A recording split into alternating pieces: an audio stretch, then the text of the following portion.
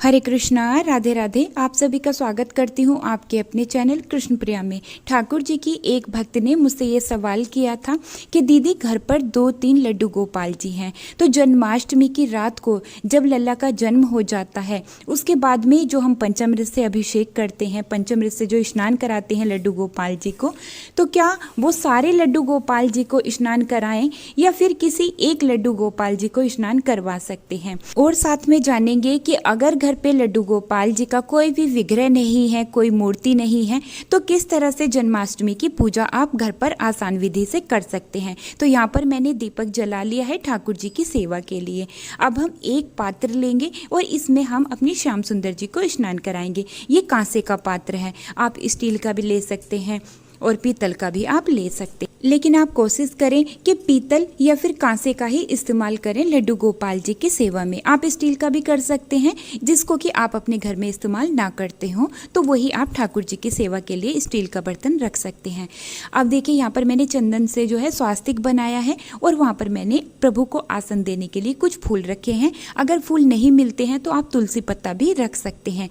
जिस तरह से मैं आपको इस वीडियो में दिखा रही हूँ, इस तरह से जन्माष्टमी में रात्रि को 12 बजे जब लल्ला का जन्म हो जाता है उसके बाद में आपको स्नान करवाना है।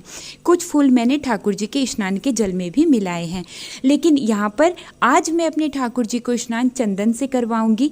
आपको जो है जन्माष्टमी की रात्रि को पंचामृत से अभिषेक करवाना है, ठीक है जी। तो पहले थोड़ा सा जल इस तरह से अपने श्याम सुंदर जी के ऊपर थोड़ा थोड़ा सा मैं हल्का हल्का सा डाल देती हूँ, जिससे कि हमारे श्याम सुंदर जी और कन्हैया अच्छे से भीग जाएं और फिर मैं इनको चंदन लगाऊंगी। गीला होने के बाद है ना, चंदन बहुत आसानी से लग जाता है। आजकल मुझे मेरे श्याम सुंदर जी और कन्हैया हल्के सांवले लग रहे थे, इसलिए अब मैं उनको चंदन से अच्छे से उनकी मालिश कर लूँगी, फिर ही उनको स्नान करवाऊंगी। अब देखिए, ये तो सभी को पता है कि जन्माष्टमी का जो उत्सव है, जन्माष्टमी का जो त्यौहार है, बहुत जल्दी आने वाला है। अगर आपके लड्डू गोपाल जी का श्रृंगार कहीं से हट रहा है या आपके लड्डू गोपाल जी हल्के सांवले पड़ गए हैं, तो आप अपने लड्डू गोपाल जी का श्रृंगार जल्दी से जल्दी करवाएं और उनको जो है अच्छे से आप जो है साफ कर लें। घर पर ही गोपी चंदन लगाकर लड्डू गोपाल जी को स्नान कराएंगे तो वो सोने की तरह चमकने लगेंगे। तो इस तरह से आपको स्नान कराना है।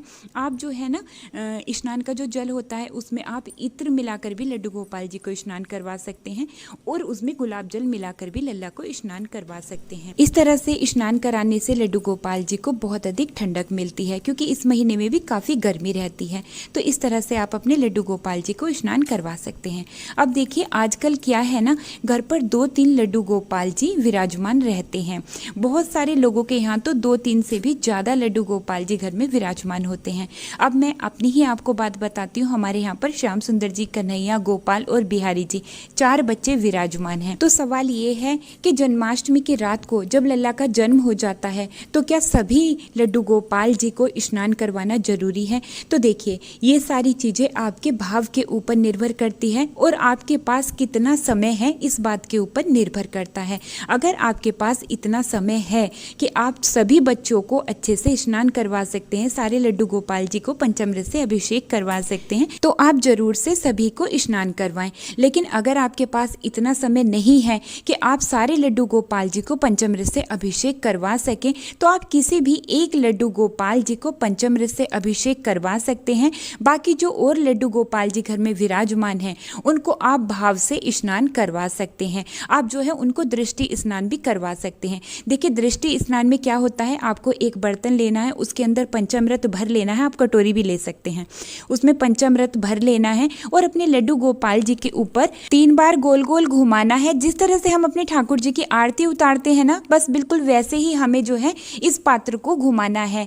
ऐसे दृष्टि स्नान आप अपने लड्डू गोपाल जी को करवा सकते हैं। इस दिन आप अपने ठाकुर जी को जो है तुलसी जी जरूर से अर्पित करें, लेकिन इस बात का विशेष ध्यान रखें कि तुलसी जी कभी भी जो है जन्माष्टमी के दिन तोड़ी नहीं जाती है। तो आप पहले से ही तोड़ करके तुलसी पत्ते रख सकते हैं। फिर ठाकुर जी की सुंदर आरती करें, उनको आप चंदन से इस दिन तिलक जरूर से लगाएं।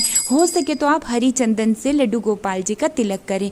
घर पर ही आप आसानी से तुलसी जी की लकड़ी से जो है हरी चंदन बना सकते हैं। तो इस तरह से ठाकुर जी का पूजन आप कर सकते हैं। अब देखिए, घर पे लड्डू गोपाल गोपाल जी का कोई विग्रह नहीं है, कोई भी मूर्ति नहीं है, तो जन्माष्टमी का पूजन आप कैसे घर पर आसान विधि से करें।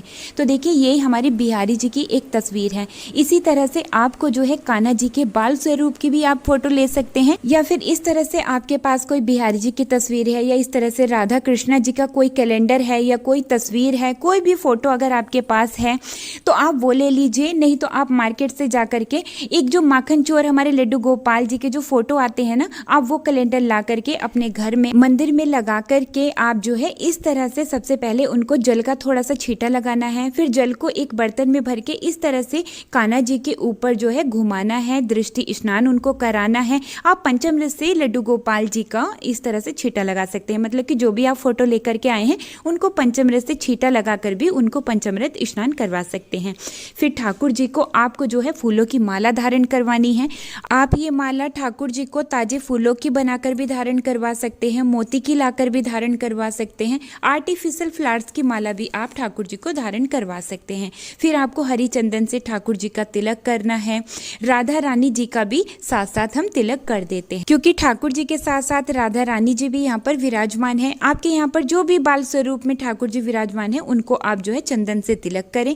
आप केसर चंदन से भी इस दिन कान्हा जी को तिलक कर सकते हैं। इस दिन आप ठाकुर जी को इत्र सेवा जरूर से करें, उनको इस तरह से इत्र लगाएं। फिर प्रभु के श्री चरणों में आपको पुष्प अर्पित करने हैं। आप पीले रंग के फूल भी अर्पित कर सकते हैं और राधा रानी जी को भी इस तरह से पुष्प अर्पित कर देते हैं।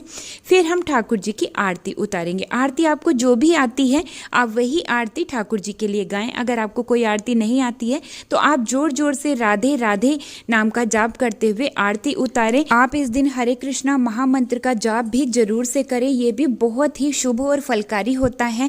फिर ठाकुर जी को आरती देनी है और अपने पूरे घर में भी आरती दिखानी है। फिर ठाकुर जी को भोग लगाना है। भोग में देखिए जन्माष्टमी की रात्रि को आप ठाकुर जी को धनिये की पंजीरी का भोग जरूर से लगाएं और माखन मिश्री का भोग भी जरूर से लगाएं। फिर ठाकुर जी को प्रणाम करना है, प्रभु का आशीर्वाद लेना है और फिर देखिए पूजा में रही हुई कमी के लिए जो है हमें क्षमा मांगनी है। अगर कोई भी पूजा में हमसे गलती हुई है उसके लिए आप ठाकुर जी से क्षमा मांगे और कुछ दक्षिणा जरूर से निकाल के रखें। बाद में आप इसको मंदिर में जाकर दे सकते हैं, किसी जरूरतमंद को दे सकते हैं, किसी गरीब की इससे मदद कर सकते हैं। तो इस तरह से आप जन्माष्टमी की आसान विधि से घर पर पूजन कर सकते हैं। और हाँ, इस दिन ठाकुर जी को मोर पंख जरूर से आप अर्पित करें।